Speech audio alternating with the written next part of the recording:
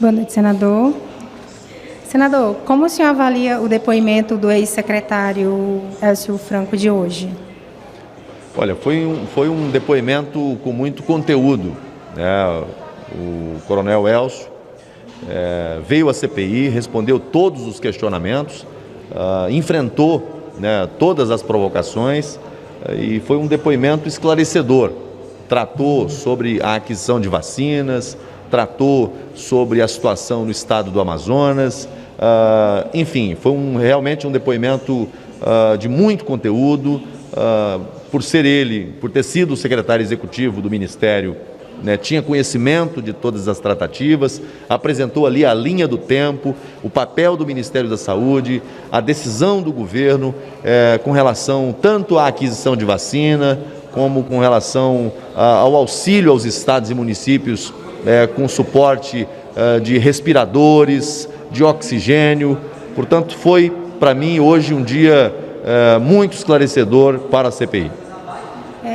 E qual a expectativa com o depoimento do deputado Osmar Terra, já que há indicação de participação de um suposto gabinete paralelo? Olha, hoje, assim, embora por um lado nós tivemos um depoimento esclarecedor e que afasta as narrativas acusatórias da oposição, do coronel Élcio, por outro lado, foi um dia triste para a CPI, porque foram pautados de forma antirregimental requerimentos de convocação sem obedecer o prazo de publicação. Portanto, os requerimentos votados e aprovados no dia de hoje de convocação, para mim, são nulos.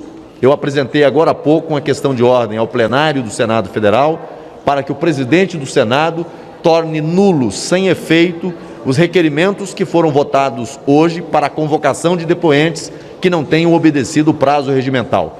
O grupo de oposição tem maioria na CPI, mas eles não estão acima do regimento interno do Senado Federal. É preciso respeitar as regras. E sobre o governador do Amazonas, né? Ele acionou o Supremo. O que o senhor tem a dizer sobre isso? Qual a sua opinião para não depor na CPI? Olha, o governador do estado do Amazonas terá amanhã uma oportunidade de esclarecer ao seu estado e ao Brasil, mas sobretudo trazer à CPI esclarecimentos sobre aquelas acusações graves que pesam contra ele no seu estado. Houve uma crise muito forte na saúde do Amazonas, perda de vidas, um sistema que entrou em colapso e, a par de tudo isso, tivemos operações da Polícia Federal apontando para suspeitas de práticas criminosas, superfaturamento, contrato fictício, desvio de finalidade e tantas outras coisas. Então é preciso que ele venha aqui prestar esclarecimentos à CPI, trazer a sua versão sobre esses fatos graves. O fato dele recorrer ao Supremo Tribunal Federal é um direito que lhe assiste, né? Enquanto alguém que se sente, de repente, ameaçado, constrangido. Agora, em outros tempos, quem recorreu ao Supremo, né, para ficar calado foi rotulado como culpado. Seria uma exceção nesse caso? Eu acho que recorrer ao judiciário é um direito, né, de quem é demandado, é um direito de quem se sente molestado. Mas numa situação como essa, respeitosamente, não acho que seja o melhor caminho. O melhor caminho aqui é enfrentar os fatos, apresentar o seu depoimento, os seus argumentos com a verdade. A não ser que realmente não queira declinar a CPI aquilo que praticou, aquilo que fez no estado do Amazonas. Obrigada, senador.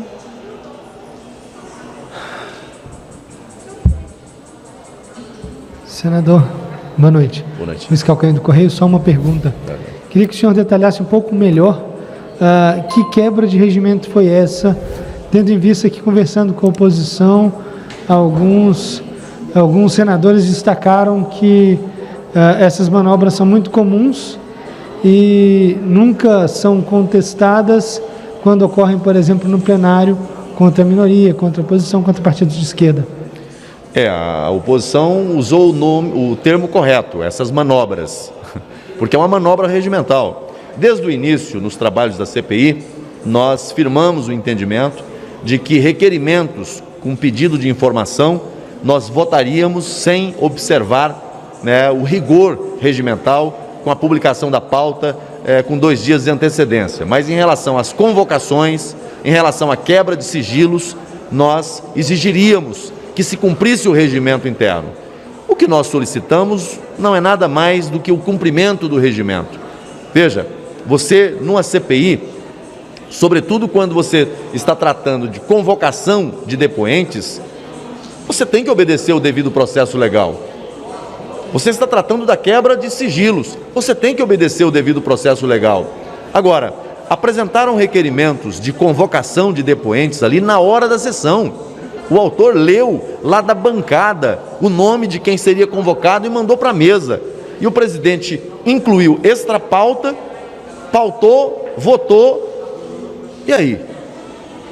O que nós fizemos ali foi dizer, olha, tem que cumprir o regimento. Querem avançar nessa linha, né? Porque eles a todo tempo tentam convocar aqui pessoas que são contra o governo federal, são contra o governo do presidente Bolsonaro. Querem fazer, faça, mas obedeçam o regimento. Não conte com os senadores que estão ali, que são da base do governo, para a prática de manobras antirregimentais. Fiz a questão de ordem agora há pouco ao presidente do Senado, espero que ele, a par do regimento, à luz do regimento, anule essas decisões e restabeleça o devido processo legal no âmbito da CPI. E qual é o prazo? Qual é o prazo mínimo? Prazo? É o prazo mínimo para apresentar a quebra? O prazo regimental são 2 dias úteis. E isso vinha acontecendo, ele vinha respeitando isso. No dia de hoje, ele resolveu simplesmente ignorar o regimento, atropelar o regimento, atropelar os senadores que faziam apelo a ele e votar de forma abrupta, extemporânea, esses requerimentos, alegando que havia urgência. E aí eu perguntei a ele se ele convocaria para amanhã o depoimento dessas pessoas. Ele disse não, o depoimento dessa semana, de até sexta-feira, já está tudo marcado. Não haveria prejuízo nenhum de se deliberar ou no dia de amanhã, ou na próxima sexta-feira, ou na próxima terça-feira, porque os depoimentos dos próximos dias já estão marcados. Mas não, ali foi um ímpeto de querer atropelar o regimento e atropelar aqueles que são da base do governo para mostrar força.